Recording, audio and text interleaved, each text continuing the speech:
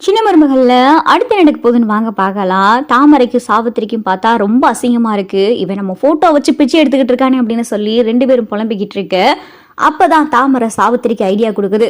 ஏமா, நமக்கு இந்த மாதிரி நிலைமை உருவாக்குறதுக்கு காரணமே ஓ மதினி அந்த ஈஸ்வரி தான். அவளை நம்ம சும்மாவே விடக்கூடாதுமா. அவளால தான் நம்ம இந்த நிலைமைக்கு வந்தோம். திரும்ப அவளாலேயே நம்ம அந்த வீட்டுக்குள்ள போகணும் அப்படின்னு சொல்லி தாமரை சொல்லவும், எப்படி தாமரை, அவள் தான் நம்மளை பழி வாங்கிட்டாளே, எப்படி நம்ம போகிறது? அண்ணன் நம்மளை கண்டாலே எரிஞ்சு எரிஞ்சு விழுகுது. நம்மள வீட்டு பக்கமே வரக்கூடாதுன்னு சொல்லிருச்சு. எப்படிடி அவ எப்படி நம்மளை திரும்ப வீட்டுக்குள்ள கொண்டு போவா அப்படின்னு சொல்லி சாவித்திரி கேட்க, மா எல்லாம் முடியுமா? அதான் அன்னைக்கு அந்த தமிழ்ச்செல்வி கிட்ட பணத்தை புடுங்கிறதுக்கு நம்ம அப்பாவுடைய தெரிஞ்ச ஆட்கள் அடி ஆட்கள் எல்லாம் வச்சு அந்த தமிழ்ச்செல்வி கிட்ட இருந்து பணத்தை புடுங்கினில, அதே மாதிரி நம்ம அப்பாவுடைய தெரிஞ்ச ஆட்கு போன் பண்ணி அந்த ஈஸ்வரிய கடத்த சொல்லு. அந்த ஈஸ்வரிய கடத்தி நம்ம சொல்ற வழிக்கு அவ வரணும். அப்படி மட்டும் அவ வரலேன்னு வகி, இந்த காமேஷ் பிச்சை வச்சே அந்த ஈஸ்வரியை தூக்கி ஜெயில உட்கார வைக்கணும். அப்படி இல்லைன்னா மாமா கிட்ட இந்த காமேஷ் பிச்சைய ஆதாரபூர்வமா எல்லாத்தையும் சொல்ல வைக்கணும். அந்த ஈஸ்வரி தான் இதுக்கு எல்லாத்துக்கும் காரணம்னு நம்ம நிரூபிக்கணும். அவ மட்டும் நம்மளை வீட்டுக்கு கொண்டு போகலேன்னு வகி, இதெல்லாம் நம்ம செய்யணும். அவளை வச்சுதான் நம்ம திரும்ப அந்த வீட்டுக்குள்ள போகணும் அப்படின்னு சொல்லி தாமரை ஐடியா கொடுக்க, இது நல்ல யோசனையா இருக்கே தாமரை, மா நீ முதல்ல நம்ம அப்பாவுடைய ஆட்கு போன் பண்ண அப்படின்னு சொல்லிட்டு தாமரை சொல்லவும், வேகமா சாவித்திரி பார்த்தா 4-5 அடியாட்களுக்கு போனை போடுது. போனை போட்டு ஈஸ்வரியை கடத்தணும்னு சொல்லுது. இங்க பாரு, நான் வாட்ஸ்அப்ல ஒரு போட்டோ அனுப்புறேன், அந்த பொம்பளையை தான் நீங்க கடத்தணும் அப்படின்னு சொல்லி சாவித்திரி சொல்லவும், சரி கடத்துறது ஓகே, அவங்க எங்க எப்படி வருவாங்க, அவங்களை எப்படி கடத்தணும் அதை சொல்லுங்க அப்படின்னு சொல்லி அடியாள் கேட்கவும், டேய் நாளைக்கு வெள்ளிக்கிழமை, அவ தவறாம சாயந்தரம் 5 to 6 அம்மன் கோயிலுக்கு வருவா. நீ அவளை எப்படியாவது கடத்தினதுக்கு அப்புறம் மிச்சத்தை நான் அப்புறம் சொல்றேன் அப்படின்னு சொல்லி சாவித்திரி போனை வச்சிருது. மறுநாள் ஆயிருது. மறுநாள் சாயந்தரம் பார்த்தா ஈஸ்வரியும் சித்ராவும் கோயிலுக்கு கிளம்பிக்கிட்டு இருக்காங்க. அப்பதான் பார்த்தா சித்ரா வயிறு வலிக்கிற மாதிரி இருக்கு.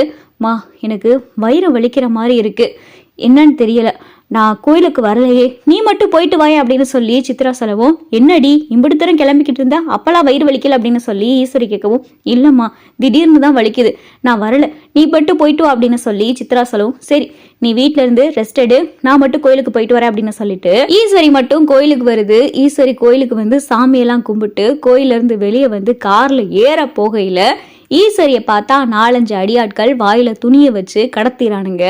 கடத்தி இங்க ஈஸ்வரியை கார்ல ஏத்திரானுங்க. டேய் யாருடா நீங்க, எதுக்குடா நே கடத்தினீங்க அப்படின்னு சொல்லி ஈஸ்வரி கேட்கவும், அதெல்லாம் உங்ககிட்ட சொல்ல முடியாது, முதல்ல டேய் வண்டி ஏறா அப்படின்னு சொல்லிட்டு அடியாள் சொல்லவும், வண்டியை பார்த்தா எடுத்துட்டு ஒரு பங்களா காட்டு பங்களா மாதிரி இருக்கு, அங்க பார்த்தா ஈஸ்வரியை கூட்டிட்டு வந்து கைகாலெல்லாம் கட்டி போட்டு சேர்ல உட்கார வச்சிருக்கானுங்க. டேய் யாருடா நீங்க, நான் முதல்ல யாருன்னு தெரியுமா?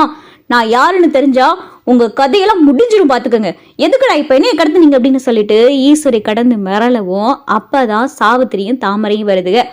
அது எப்படி மத்தினி, நீங்க யாருன்னு தெரியாமையா கடத்திருப்பாங்க அப்படின்னு சொல்லி சாவித்திரி சொல்லவும், ஓ இதெல்லாம் உங்க வேலையா அப்படின்னு சொல்லிட்டு ஈஸ்வரி கேட்கவும், ஆமா எங்க வேலையே தான், அது எப்படி நீ ஒரு பிச்சைக்காரனுக்கு பணக்கார வேஷம் போட்டு என் மக கண்ணுல சிக்க வச்சு எங்களை அந்த பிச்சைக்கார வாழ்க்கைக்கு தள்ளுவ, நாங்க பார்த்துக்கிட்டு வேடிக்கை பார்க்கணுமா? இனிமேலு எங்க ஆட்டம். இங்க பாரு, இப்ப நாங்க சொல்றது மட்டும் நீ செய்யலைன்னு வையேன், நான் காட்டுற இந்த ஒரு வீடியோ மட்டும் அப்படியே ராஜாங்க மாமா கிட்ட கொண்டு போனேன்னு வை, உன் கதை அவ்வளவுதான், நீயும் அந்த கோயில உட்காந்து பிச்சை எடுக்கிற நிலைமை வந்துடும் அப்படின்னு சொல்லி தாமரை சொல்லவும், என்னடி மிரட்டுறியா அப்படின்னு சொல்லி ஈஸ்வரி கேட்கவும், சேச்சா மிரட்டலாம் இல்ல, இப்ப பாரு அந்த வீடியோ அப்படின்னு சொல்லிட்டு தாமரை பார்த்தா கோயில்ல சிசிடிவி கேமரா இருக்கு. தாமரை கோயில இருக்கிற சிசிடிவி ஃபுட்டேஜ இங்க ஈஸ்வரி கிட்ட காட்டுது. காமேஷ் பிச்சையும் ஈஸ்வரியும் பேசிக்கிட்ட எல்லாமே சிசிடிவி கேமரால கோயில ரெக்கார்ட் ஆயிருக்கு. அந்த வீடியோவை பார்த்தா தாமரை காட்டவோ ஈஸ்வரிக்கு பார்த்தா பக்குன்னு ஆயிருது. ஏய் இது எப்படி உனக்கு கிடைச்சிச்சு அப்படின்னு சொல்லிட்டு ஈஸ்வரி கேட்கவும், அது எப்படித்த நீங்க இந்த அளவுக்கு யோசிக்கல, எங்களுக்குன்னு கொஞ்சம் மூளை இருக்குல்ல, அதையும் நாங்க யோசிப்போல. நீங்க அந்த காமேஷ் பிச்சை கிட்ட கோயில பேசுனதெல்லாம் கோயில சிசிடிவி கேமரா இருக்குல்ல, அதுல ரெக்கார்ட் ஆனதா இது எல்லாமே, அதுல இருந்து எடுத்ததுதான் இந்த வீடியோ. நீங்க மட்டும் இப்ப நாங்க சொல்றத செய்யலைன்னு வைங்க, இந்த வீடியோ மாமாக்கு போகும், மாமாக்கு போச்சுன்னு வைங்க, அப்புறம் உங்களை அடிச்சு வீட்டை விட்டே துரத்திடுவாங்க அப்படின்னு சொல்லிட்டு தாமரை சொல்லவும், ஏய் அப்பெல்லாம் எதுவும் செஞ்சிடாதடி அப்படின்னு சொல்லிட்டு ஈஸ்வரி சொல்லவும், அப்படியெல்லாம் நாங்க செய்யக்கூடாதுன்னா நாங்க சொல்றத நீ செய்யணும், எப்படி ஒன்னால நாங்க அந்த வீட்டை விட்டு வெளியே வந்தோமோ திரும்ப ஒன்னாலேயே நாங்க அந்த வீட்டுக்குள்ள போகணும். நீ என்ன பண்ணுவியோ ஏது பண்ணுவியோ எங்களுக்கு தெரியாது. அண்ணங்கிட்ட எப்படியாவது நீ பேசி திரும்ப என்னையும் என் மகளையும் அந்த வீட்டுக்குள்ள நீ வர வைக்கணும். அப்படி மட்டும் நீ செய்யலேன்னு வை. இந்த வீடியோவை அண்ணனுக்கு மட்டும் அனுப்ப மாட்டேன்.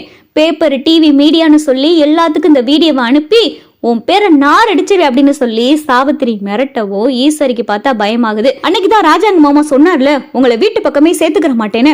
அப்புறம் திரும்ப எப்படி நான் சொன்னாலும் மாமா உங்களை வீட்டுக்குள்ள சேர்த்துக்கிற மாட்டார் அப்படின்னு சொல்லி ஈஸ்வரி சொல்லவோ, அது எப்படி இவ்வளவு தூரம் கதை, திரைக்கதை, வசனம், அந்த காமிஸ் பிச்சையை பார்க்க வச்சதுல இருந்து எல்லாத்தையும் நீதான திட்டம் போட்டு செஞ்சு எங்களை இந்த சதி வலையில விழுக வச்ச. அதே மாதிரிதான் என் அண்ணன் மனசு எப்படியெல்லாம் மாத்தணும், என் அண்ணன் கிட்ட எப்படியெல்லாம் பேசணும்னு உனக்கா தெரியாது? அதனால நீ அண்ணன்கிட்ட என்னெல்லாம் பேசுவியோ அப்படியெல்லாம் பேசி திரும்ப எங்களை வீட்டுக்குள்ள வர வைக்கணும். உனக்கு எண்ணி இன்னும் ஒரே ஒரு வாரம் தான், இதுக்குள்ள நீ இதை செய்யலைன்னு வைக்கிறோம், கதை அவ்வளவுதான் அப்படின்னு சொல்லிட்டு சாவித்திரியும் தாமரையும் மிரட்டவும் நீ ஈஸ்வரிக்கு பார்த்தா என்ன பண்றதுனே தெரியல. இவளுக்கு சொன்ன மாதிரி செஞ்சா நமக்கு ஆபத்து கிடையாது. ஆனா இவளுக்கு சொல்ற மாதிரி நான் செய்யலைன்னா இந்த வீடியோவை அந்த ராஜாங்கத்துக்கு அனுப்பிட்டாளுங்கன்னா அந்த ராஜாங்கத்துக்கு உண்மையெல்லாம் தெரிஞ்சிருச்சுன்னா கடைசியில இவளுக மாதிரி நம்மளும் நடுத்தரவுக்கு வந்துடணுமே. இல்ல அந்த மாதிரி நிலைமை வரக்கூடாது அப்படின்னு சொல்லிட்டு ஈஸ்வரி யோசிக்கவும், என்ன திருத்தரனை யோசிக்கிற, இதை செய்வியா மாட்டியா அப்படின்னு சொல்லிட்டு சாவித்திரி கேட்கவும், சரி சாவித்திரி நான் செய்கிறேன், எனக்கு ஒரு வாரம் டைம் கொடுத்துருக்கேல, நான் வீட்டில் இருக்கிற எல்லார்கிட்டையும் பேசுறேன், நான் பேசி மாமாவை ஒரு முடிவெடுக்க வைக்கிறேன், திரும்ப உங்களை நான் அந்த வீட்டுக்குள்ள கொண்டு போறேன், அது தட்டிக்கும் இந்த வீடியோ யாரு கைக்கும் போகக்கூடாது அப்படின்னு சொல்லிட்டு ஈஸ்வரி கேட்கவும், சரி சரி அதெல்லாம் இருக்கட்டும், இப்ப எங்களுக்கு கொஞ்சம் செலவுக்கு பணம் தேவை, உங்ககிட்ட எவ்வளவு இருக்கு அப்படின்னு சொல்லிட்டு சாவித்திரி கேட்கவும், என்கிட்டலாம் ஒண்ணும் கிடையாது அப்படின்னு சொல்லிட்டு ஈஸ்வரி திரு முழிக்கவும், அப்பதான் சாவித்திரி அதான் கையில கழுத்துல போட்டிருக்காளே அப்புறம் என்ன அப்படின்னு சொல்லிட்டு கையில இருக்கிற வளையலெல்லாம் பார்த்தா சாவித்திரி கழட்டிடுது. அமர இதெல்லாம் தங்க வளையலடி, இந்த வளையலெல்லாம் வச்சு நம்ம கொஞ்ச நாளைக்கு ஒரு வாரத்துக்கு நல்ல ஜாலியா இருப்போம், ஒரு வாரத்துக்கு அப்புறம் தான் நம்ம அண்ணன் வீட்டுக்கு போயிருவோமே அப்படின்னு சொல்லி சாவித்திரி சொல்லவும், இங்க பாருங்கடி நீங்க ரொம்ப எல்லை மீறி போறீங்க அப்படின்னு சொல்லி ஈஸ்வரி சொல்லவும், நீ செஞ்சதை விடவா நீ எவ்வளவு செஞ்சிருக்க, அதெல்லாம் நாங்க திருப்பி கொடுக்க வேணாம், நாங்க அந்த வீட்டுக்குள்ள மட்டும் வரட்டும், அதுக்கப்புறம் பாரு இந்த சாவித்திரியும் தாமரையோடைய ஆட்டத்தை அப்படின்னு சொல்லி சாவித்திரி பார்த்தா மிரட்டி விட்டுருது. ஈஸ்வரி பார்த்தா நல்லா சிக்கிக்கிறது. இவ்வளவு தூரம் பிளான் பண்ணோம், இந்த சிசிடிவி கேமரா மறந்துட்டோமே, இந்த சிசிடிவி கேமரா வீடியோ மட்டும் இல்லாம இருந்துச்சு, இவளுக்கிட்ட நம்ம இவ்வளவு தூரம் பேச்சு வாங்கவே தேவையில்லை, இவளுகளை நம்ம மிரட்டி இருக்கலாம் அப்படின்னு சொல்லிட்டு ஈஸ்வரி கடந்து திருன்னு முழிச்சுக்கிட்டு இருக்கு. ஈஸ்வரி வீட்டுக்கு வருது, திருன்னு முழிச்சுக்கிட்டே வருது. இதை பார்த்தா அப்பத்தா கவனிச்சிடறாங்க.